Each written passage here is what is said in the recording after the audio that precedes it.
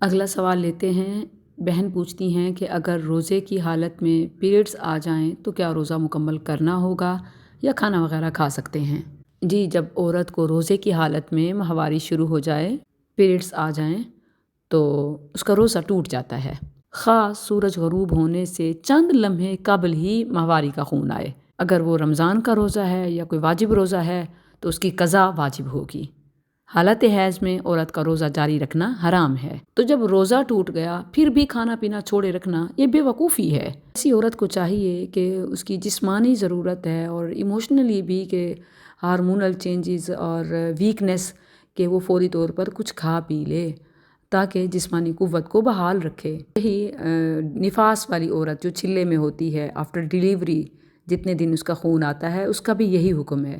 حائضہ اور نفاس والی عورت کا روزہ رکھنا حلال نہیں ہے، دنوں میں روزہ نہیں ہے، البتہ بعد میں اس کی قضا لازم ہے۔ متفق علیہ حدیث ہے۔ عائشہ رضی اللہ عنہا بیان کرتی ہیں، نبی صلی اللہ علیہ وسلم کے دور میں ہمیں حیض آتا تو ہمیں حکم دیا جاتا تھا کہ ہم روزے قضا کریں اور نماز کی قضا کا حکم نہیں دیا جاتا تھا، تو روزہ ٹوٹ گیا، اسے روزے کی قضا بعد میں دینی ہوگی۔ بخاری میں نبی صلی اللہ علیہ وسلم کا یہ بھی فرمان ہے کہ جب کسی ایک کو حیض آتا ہے تو وہ نہ نماز ادا کرتی ہے نہ روزہ رکھتی ہے۔ بہرحال اس روزے کی قضا لازم ہے، یعنی جو روزہ افطار سے پہلے پیریڈز کی وجہ سے ٹوٹ گیا اسے بعد میں رکھیں گی۔ اگلا سوال لیتے ہیں۔